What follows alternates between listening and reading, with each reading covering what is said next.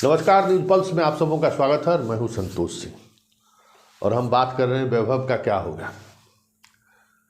क्योंकि जिस तरीके से उन्होंने पत्र लिखा है और पत्र में जिस भाषा का उन्होंने इस्तेमाल किया है, वो भाषा वाकई में पूरे सिस्टम पर सवाल है कि पटना का एसएसपी, एनआईए में विशेष मुकदमों का पर अनुसंधान करने वाला, कई जिले के एसपी रहने वाला व्यक्ति एक शोभा होतकर से डर कर वो ऑफिस जाना छोड़ दे और कहे कि हमारे परिवार को कुछ भी हो सकता है।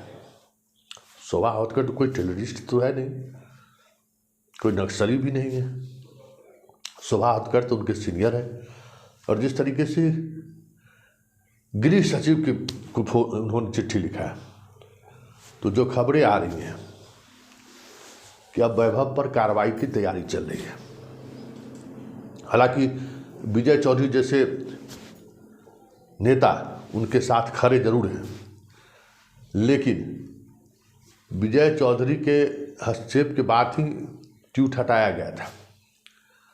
और उस ट्वीट के बाद हालांकि मुख्यमंत्री को इसकी जानकारी हो गई उनके ट्वीट की, जिस पर शोभा होतकर शो कॉज उनसे पूछ चुके हैं।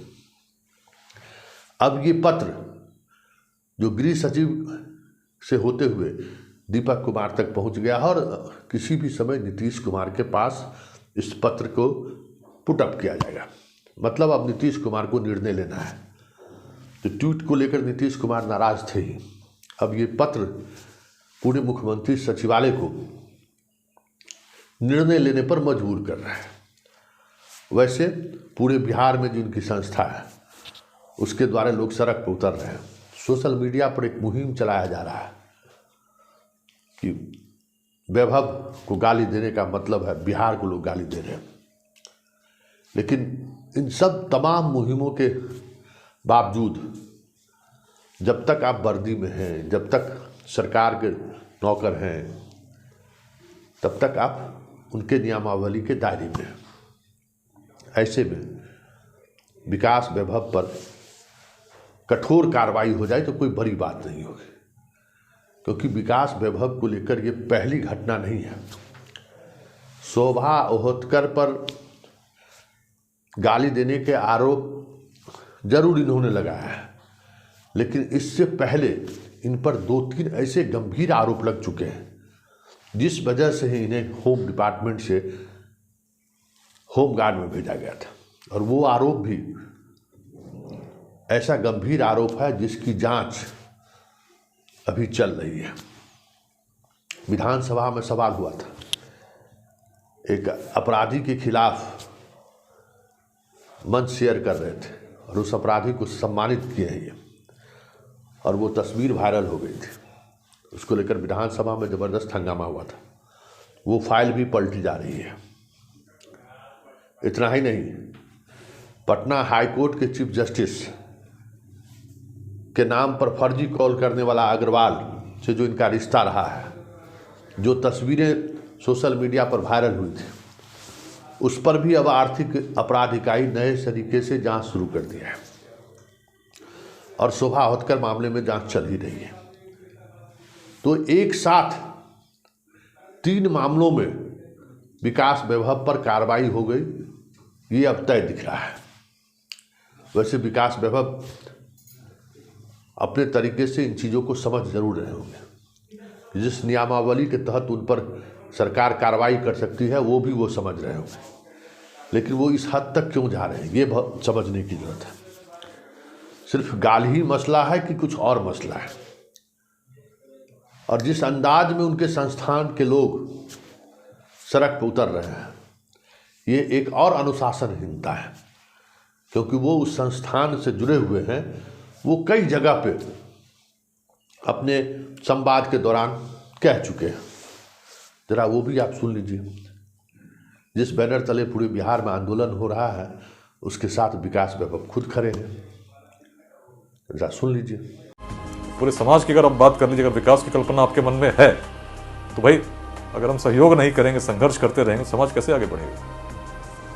मेरे मन में प्रेरणा जगी कि भाई जो निराशावादी हैं उनसे दूर रहना है, उनसे बात भी नहीं करनी है। लेकिन जिनके मन में अभी आशा जागृत है उनको मिलाकर एक समूह निर्मित करना होगा जो दूसरों को प्रेरित करे, बताए कि तुम क्या थे, क्या बनने की क्षमता तुम में आज भी है। और यदि निराश होते हो तो निराश मत हो, चिंता मत करो, चिंतन करो, मार्ग प्रशस्त होगा। स्वयं उदाहरण बनो, किसने तुम्हें रोक रखा है, उदाहरण बनकर प्रस्तुत हो और बताओ कि समाधान क्या है। समाधान लघुवादों में ग्रसित होना नहीं है, ऊपर सोचना होगा, कुछ बड़ा सोचना होगा, और इतना बड़ा सोचना होगा कि हम अपने पूर्वजों को उनके वास्तविक वाहक बनकर लोगों को दिखें। और जब ऐसा हम दिखने लगेंगे तो बिहार तो क्या, पूरे राष्ट्र तो क्या, विश्व का भविष्य बदलने की क्षमता हम रखते हैं।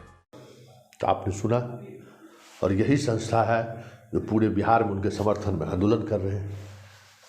तो इनका ये चौथा अनुशासनहीनता है जो सरकार मान रही है, और इन चारों अनुशासनहीनता को लेकर गृह डिपार्टमेंट काफ़ी संजीदगी के साथ एक एक सवाल के सहारे विकास वैभव को घेरने की तैयारी चल रही है। अब देखना ये है कि विकास वैभव करते क्या है, क्योंकि चर्चा यही है कि विकास वैभव राजनीति में आना चाहते हैं। वैसे ऐसे पदाधिकारियों को, विकास वैभव जैसे पदाधिकारियों को इस राज्य की ज़रूरत है, और हमें लगता है कि उन्होंने एक as a SP, as a IG विभिन्न पदों पर जहां उन्होंने रहा है अपनी एक पहचान भी स्थापित की है।